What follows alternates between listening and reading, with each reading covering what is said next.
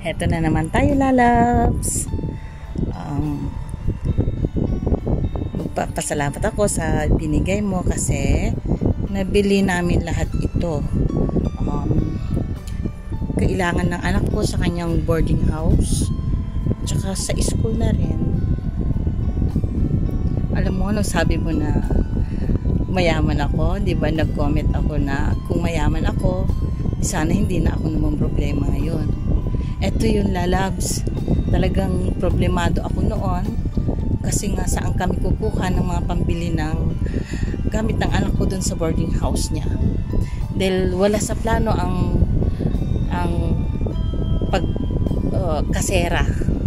pagkakasera kasi akala namin kaya na mag-commute na lang siya papasok sa school.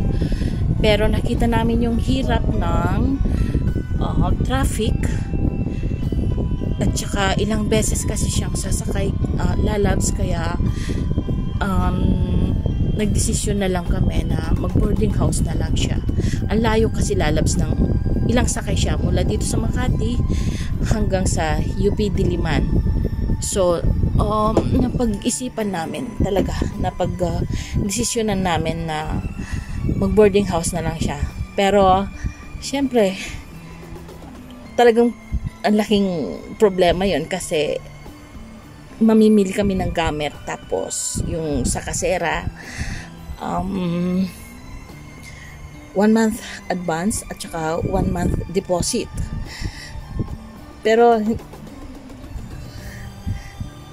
eto, thank you, lalabs. Ayan, bumili kami ng stand fan niya. Ayan, hindi pa na-assemble. Ayan siya, lalabs. Ayan siya, lalabs. Tapos bumili din kami ng rubbish bin niya, neck fan, at saka electric kettle. Meron din siyang cord kasi kailangan niya yan. Payong na maliit, tsaka payong na malaki. Tapos itong mga lagayan niya ng damit. Ako, alam mo na, lalabs, kung kanino nabili yung mga panty na yan. Nire-ready ko na kasi yung mga gamit ng anak ko kasi next week na siya, ihahatid na namin siya sa boarding house. Yan, yung mga lagayan ng mga damit niya, binili din namin yan dun sa galing sa iyo, lalabs. Ito, laundry basket niya, hanger nung towel, at saka ito, lalabs, yung unan ng anak ko, dalawa. Ayan, binili din namin siya. Tsaka bag, buti na lang yung anak ko hindi naman siya yung arte, kahit hindi branded, basta sabi niya basta pwede daw gamitin. Ayan, binili din namin siya ng bag, lalabs.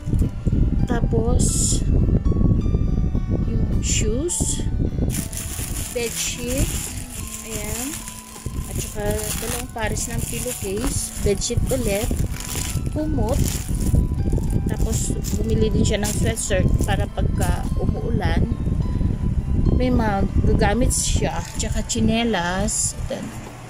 Lalabs, imagine lang, ganyang kalaki ang anak ko, ang laki ng paa. At saka yung foot socks niya, bumili din siya. Ano pa, kumot, isang kumot pa, bali para may salitan yung kumot niya. Bumili din kami ng kumot pa na isa. Bathrobe niya, lalabs, binili ko kasi may mga lalaki daw na kasama. Ayaw naman namin na paglalabas siya ng banyo kaya binili na lang namin ng ganyan. Tapos ito, lalabs, tingnan mo ang size ng anak ko. Yan siya, lalabs, 3XL to 4L.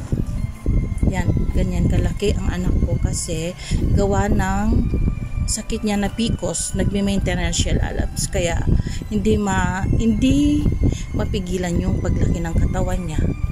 Ayan, lalabs, 3XL, mas malaki pa siya sa akin. XL lang ako, lalabs. Ang anak ko 3XL dahil sa sakit niya. Sa may nagme-maintenance. Ayan. Yan ang size niya. Ganyan siya kalaki. Pero sana gumaling umano pa siya. Dahil nagme-maintenance naman siya ngayon. Di ba?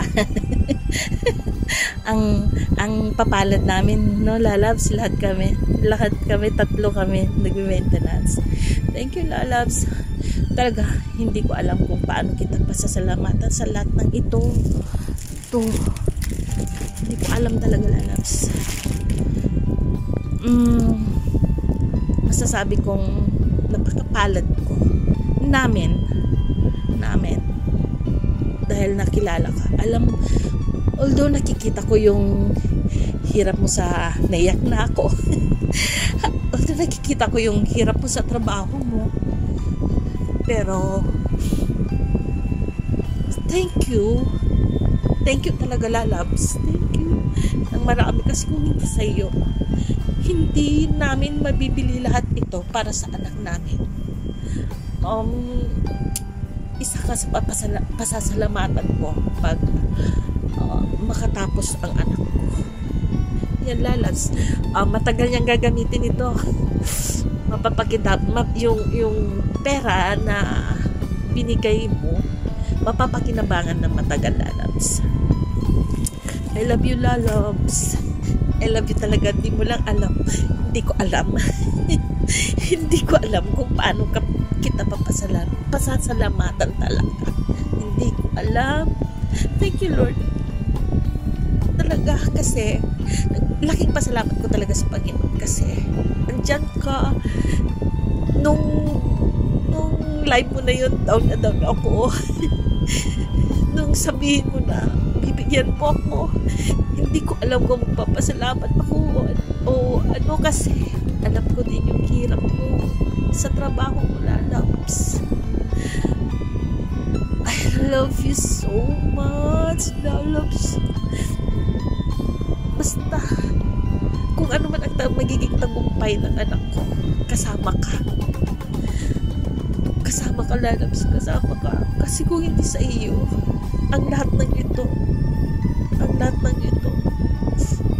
hindi namin mabibili yan, lalabs. Sabihin ko sa iyo, hindi ako nagkukwento ng hirap ng buhay namin, kasi ayaw ko yung, sabi mo nga, diba, gusto mo yung good vibes lagi, ayaw mo pag-usapan ng mga alam mo na yun, yung mga buhay-buhay na ano. Kaya hindi ako isa sa kaibigan ko sa YT na isa lang, kung meron kang Emily Borak, meron din akong Tom's World. Thank you, lalabs. Maraming salamat. I love you. I love you. And more power, and God bless you always, and more.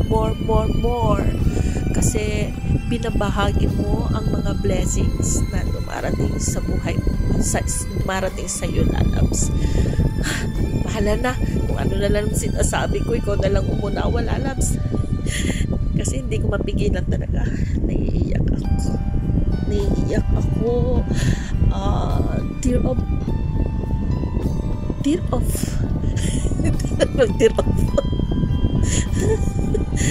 Tears of joy pala. Naano ako dun, nablangko ako doon. Medyo nagloading ako, lalabs. Thank you so much, lalab. I love you so much, and God bless you. Thank you.